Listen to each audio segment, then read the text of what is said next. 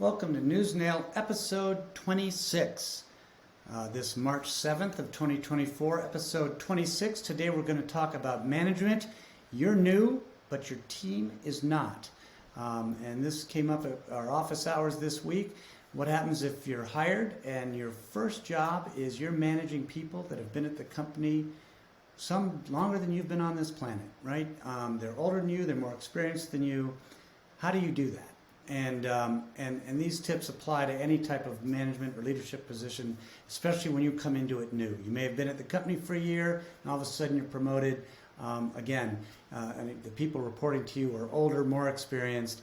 How do you establish rapport, credibility, and all that stuff? But first, NewsNale is brought to you by NailsEd. NailsEd is a learning and development platform focused on professional communications for writing, presentations, meeting management. And meeting management is key to leadership. We'll talk about that a little bit later.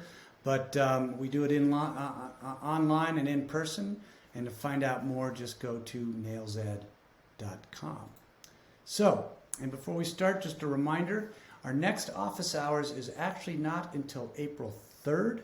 There's going to be a 3-week hiatus here, just a bunch of stuff happening all at the same time.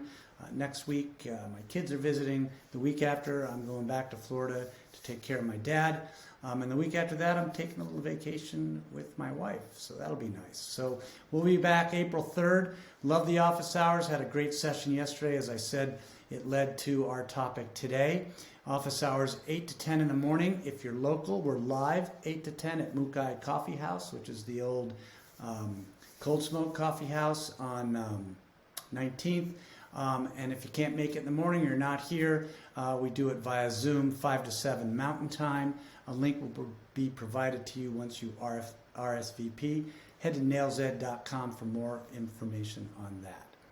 So, you're young, you're new to the organization, you're newly promoted, and you're managing now a bunch of folks that are older and more experienced, and you're in this tough position. But what you got to remember is you were put in this position for a reason. You were hired for this position for a reason. You were promoted into this position for a reason.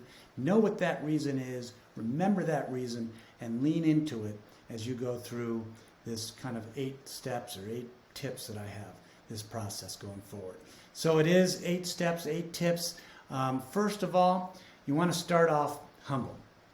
Let's face it, you're just a punk. You don't have any experience, just out of school, and now you're leading a bunch of wise and experienced people, right? It may not be the truth, but that might be the way some of your new team looks at you.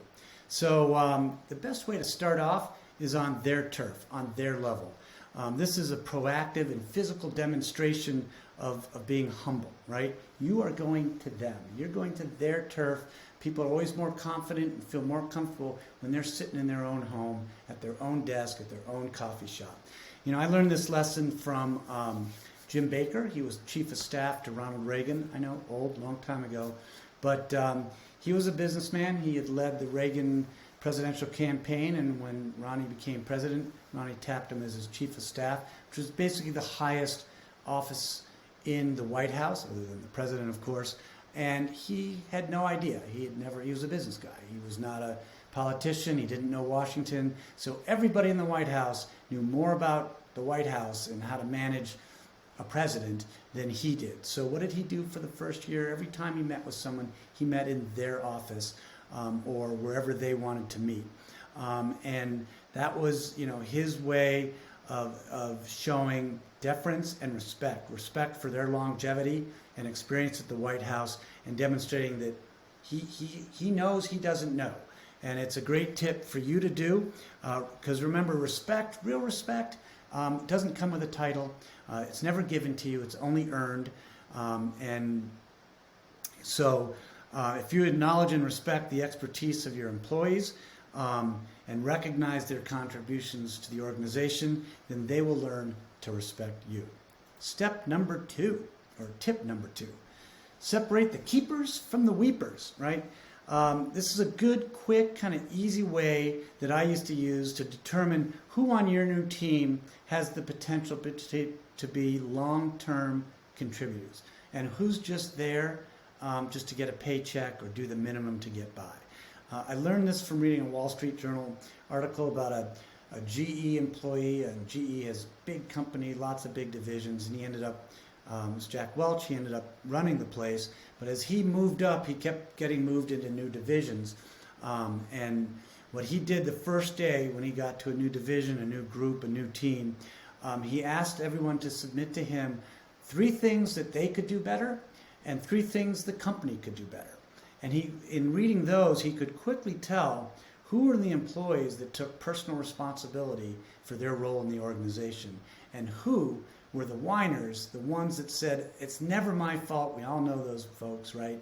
Never my fault, always someone else's fault. They're never going to learn, because if it's always someone else's fault, when they make mistakes, they're not going to realize why they made them, and they're going to keep making the same ones over and over. So that's a good tip for you. You might not have the power to fire them like Jack did, because he would fire the weepers and get going with the existing team. But this helps you. It's not a perfect process, but it's one that helps you to get early on, get a sense of, what's the makeup of your team, who you're going to go to when you need something done, where are you going to spend your time. We had a saying in Kentucky, the horse racers there used to say, it costs just as much time and money to train a good horse as it does a bad horse.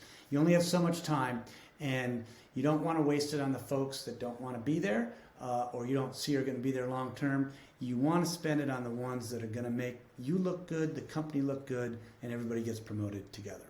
So the next step, logical step from them, get to know them a little better beyond the weepers and the keepers trick. Get to know them professionally. They don't have to be your buddies, right?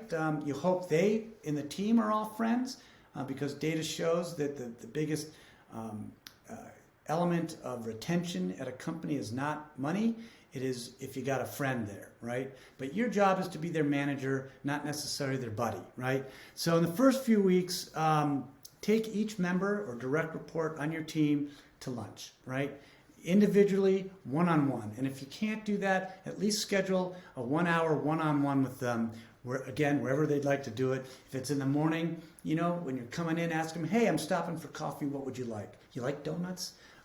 Anything like that, right? Show you're listening. Bring it to them, right? But take time to listen to each one of their ideas, their concerns, their suggestions.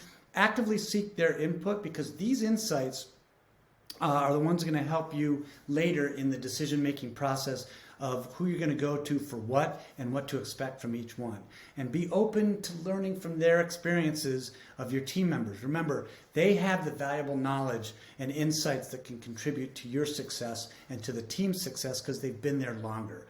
And it's also, when they succeed, of course, it's a good reflection on you, you succeed. So you want to do this because you want to better understand where they're coming from. I always made the mistake of, when I managed people and led people, that everyone was like me. Everyone wanted to work really hard and make lots of money and be promoted and move really fast. That's not true.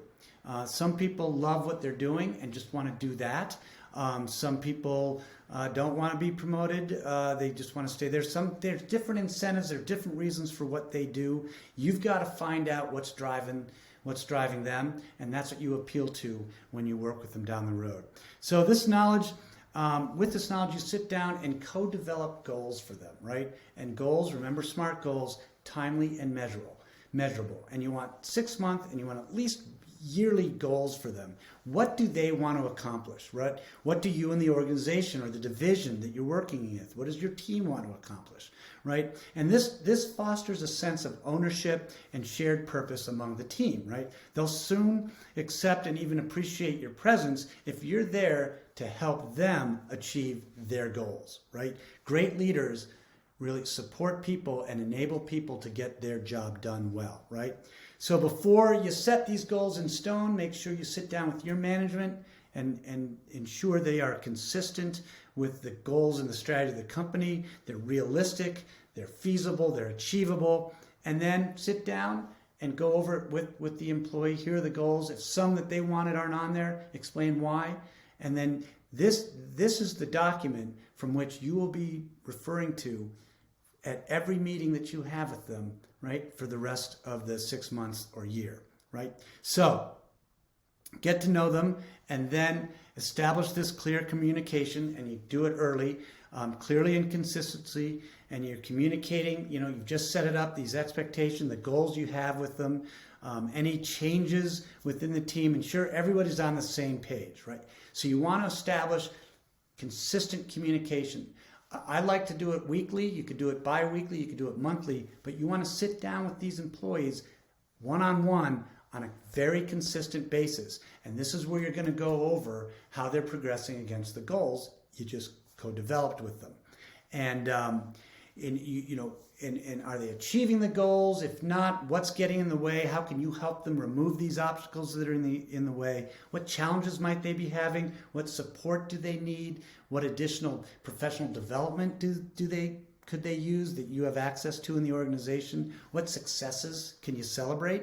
But when you have these one-on-one meetings, you need to ensure, and here's where the good meeting management comes in, you have a timed agenda that's sent out to them at least 2 days before you meet. Now, what do I mean by that? Everything you want to discuss in that meeting is listed out in this agenda, and against every topic, you have the amount of time that you're going to spend on that agenda. Why do we do this? Why? So I know coming in as an employee what's going to be covered, and if it's not there, I've sent it out 2 days in advance. I can get back to you as an employee and say, I'd like to add this, and it's going to take 5 minutes. So make sure when you ask for their feedback that you ask them to provide you the amount of time it's going to take. So now there's going to be no surprises, because nobody likes surprises. What's going to happen in the meeting, and there's going to be no surprise how long it's going to take, because when you're in that meeting, you're going to stick to that agenda, and you're going to stick to the time.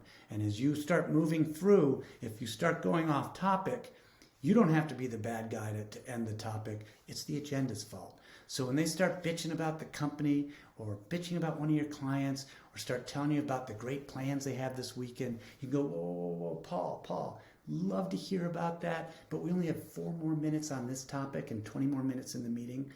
Let's get through this stuff, because I know you want to get through it, and we don't want to go late. We got stuff to do today. If we have time at the end, we'd love to hear more about your kayaking down the Mississippi this weekend. Really sounds awesome. So anyway, the agenda is the bad guy. They're the one. It's the one that keeps you on task, on time.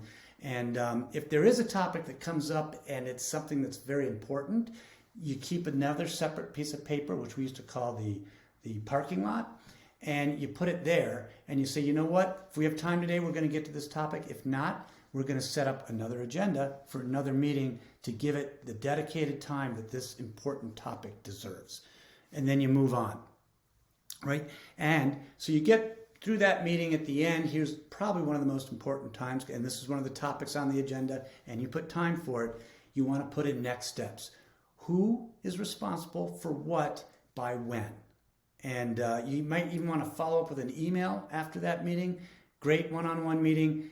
Just to recap, you're going to do this by next Tuesday, this by next Wednesday, and our next one-on-one, you're going to have this done, right? This keeps them accountable. This keeps you honest. And then you have something to go over in the next meeting, so things that you agree to actually get done. Moving on, you want to address concerns proactively and individually. And I'll get to what that means, because conflicts arise. You want to address them right away, and you want to do it professionally. You want to seek resolutions that benefit both the individual and your team. And this will, of course, ensure a positive working atmosphere. Don't make my mistake, right? I used to bitch out the entire company for something 1 or 2 people did. And that was just wrong. I should have just sat down with 1 or 2 people and talked about them. We had people that we started at 9, not that early. A couple folks just couldn't make it there. And it wasn't that I was like militaristic. I just wanted people there on time. So the project managers, when they set up meetings for 9:30 to kick off the day, or the kick off the day meeting at 9, everybody was there. And these 2 kept missing it. And so what I did is create some whole policy or thing, and had a whole company-wide meeting and said, you got to be here at 9 o'clock. And people are like, what did I do wrong, right? 90% of the company are like, what the hell's going on? When I should have just sat down with the 10% and said, hey, start showing up on time, right? So if and when that employee brings a situation to you, do it early on. Be humble in your approach. Don't assume you have all the answers. Take all the information in. and then go off and start formulating some resolutions to the situation that comes up. And that reminds me, remember from NewsNale, I think it was 23, the decide decision-making process. You don't have all the answers to all the situations or concerns that arise. So when faced with a unique situation, you got to remember the DCIDE process, right? Define the problem, and then you conduct and analyze your research. And what it might be in this situation is sitting down with your management and say, here's what's going on. Here's some ideas I have. Here's another tip. How do you manage your manager? Never go into them with a problem that you haven't thought through a few solutions, right? No one wants shit dropped on their desk. They want shit dropped on and then a way to clean that up, right? So if you come in and say, hey, Bob, I got this situation here. Here's how I'm thinking through it, but you've been here longer and you're really successful and you know how to do this. What's your point of view on this, right? And then once that's done, you identify the top 2 or 3 solutions. You wind it down, you pick one, and then you move on and hand it out to the employee, and you put in ways to evaluate whether it's working or not. And if it's not working, you go through the decide process again. And a lot of times you may get down to just 2, and you're having a tough time deciding between those 2. Here's a good tip. Pull out a coin and put solution 1 on heads and solution 2 on tails. And when you go to flip that coin, your brain's going to say, ooh, I hope it's heads. Your decision is made. And because of that, we at Nails Ed are going to make the decide coin. We're starting to make them now. We're going to have the decide process on one side, that cool Nails Ed logo on the other side. And whenever you have a problem to make a decision, whenever you have to decide, you just whip your coin out. So go to nailsed.com for that. They should be available in a few weeks here, or give me an email. We can get you one. All right. So here's not to stay off topic too long, but here's a really good real world decide example. Recall my advice that decisions, are based on the information you have today, and not on the investment or time that you've put into the past, because that time, that money is gone, right? But you have new information today. Knowing what you know today, what would you do? Well, last week, Apple announced that they're no longer pursuing building an Apple car, right? So some people say, ooh, Apple made a big mistake. Apple's off strategy. Apple doesn't know what it's doing. No, Apple knows exactly what it's doing, and it made the best possible decision that's consistent with their mission and their vision with the newest information.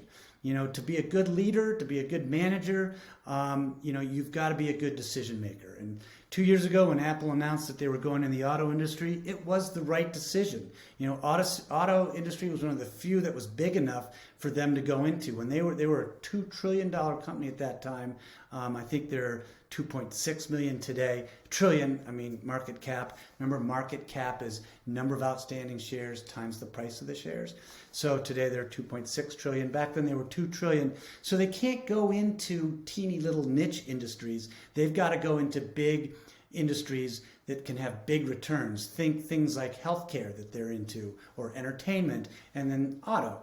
So they need to go into something big like that. So they thought it was a good idea. We all thought it was a good idea. They have a great reputation for design. They have a great self-expressive benefit of the brand. Remember, it's a strong brand. It says a lot about the person that utilizes or has that brand. Remember my example, whipping out the iPhone at the Rockin' R turns a lot more heads than the Google Pixel. So anyway, it was the right strategy, the right vision.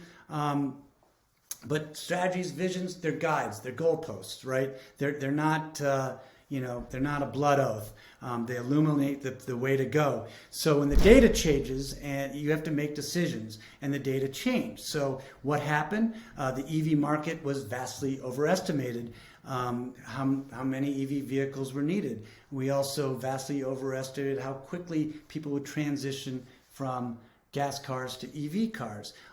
And so the demand is slowing down, and all the subsidies are slowing down, hence people aren't buying them. And data's coming out that maybe it's not the greatest thing to go all electric all the time. Anyway, prices on used EVs have plummeted, which is showing the value and the desire for them is going down. Tesla, the market leader, I say kind of because Chinese company BYD just surpassed them in volume. They sold something like over 500,000 cars last quarter to Tesla's 450, something like that. So anyway, we're putting huge margin pressure on Tesla. And companies like GM, who made kind of the all-in big statements, we're going all electric, they've started to scale back. By the way, Toyota looks pretty smart right now because they said we're not going all in, we're going to go hybrid, and that's looking pretty smart. And then there's this new enormous competitor, BYD, out of China, that no one's really ever heard of, but they've figured out to make an outstanding electric car at a much lower price point. All this new data says, this auto industry, tough business, right? Very capital intensive, low margin, not a really fun business to be in. So they thought, you know what, prospects have gotten a lot worse, and there's a new opportunity out there called generative AI. We're going to take our efforts and our focus and our time and our smart people, and we'll focus over there. New data, today is different, right? You're going to change strategy, right? And that's what good, successful teams, companies do, right? Don't football teams make adjustments during halftime, right? Did the Chiefs make adjustments and strategies over the course of the football season, right? They lost a few. The receivers weren't catching much. They didn't have good receivers. They couldn't do what they did before when they had Tyreek Hill, right? So they went to a better running game, shorter passes to tight ends and running backs, beefed up the defense, and wow, they won the Super Bowl. Anyway, so enough on that. Back to leadership. Another tip number 6, take time. Like anything of value, especially relationships, they take time, and you need to build them over time. You know, remember that to take time to build a solid relationship foundation, build it, and you have to really deliberately build this. You got to build time into your calendar to spend time with your teams. You got to make sure they're putting time in their calendar to spend time with you, because you want to be able to learn and understand their strengths, their preferences, and their goals. And lead by example. I know it's kind of cliche, but getting to work earlier and staying later than your employees goes a long way to demonstrate your commitment, that you're a hard worker too. You're committed to the company, you're committed to their success. It will also earn respect from your team members. It ain't easy, right? It's not a lot of fun working that hard, but let's face it. If you're not married with kids, you got nothing going on, right? You can meet your friends at the bar at 7 or 8 instead of 5 or 6, right? Because this is the time in your life when you can really make that investment to separate yourself from your peers and put yourself on that trajectory to where you want to be. And last but not least, seek out, listen to, get as much continuous feedback as possible. And you want to provide it as well. Provide regular, consistent feedback, both good and bad, to your folks. Make sure you pull it out of them. Recognize the achievements, address the areas for improvement to support their growth, the team's growth, and earlier the better. Bad news, like the stench of fish, only gets worse over time, right? You don't want to make mountains out of molehills here. And with regular, clear communications, being close to and aware of the job your team is doing, you'll keep most issues molehill size.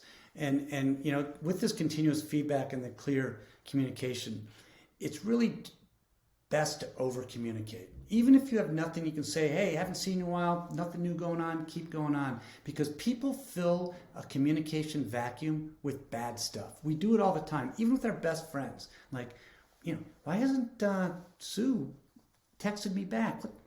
What is she doesn't like me anymore. What's she doing? Or, why isn't Paul, I haven't heard him for a week, and we fill it in with bad stuff, and it could just, hey, they're offline or they're busy or whatever. But continuous feedback, consistently communication is good. You don't want to overdo it, but you don't want to get it to the point where it's bigger than it should be, right? So remember, last but not least, successful management is about finding a balance between leading confidently and respecting the experience and expertise of the team that you're leading. It's an ongoing process. This isn't a one and done deal. You got to build trust, collaboration, keep it rolling, rinse, lather, repeat, and you'll do great. So one more reminder again, our next office hours is not till April 3rd. 8 in the morning live at Mukai Coffee House, or 5 to 7. These are all Mountain Time via Zoom. And so thanks again for joining us with the NewsNale. And that's it for this week. Until next week, have a great weekend.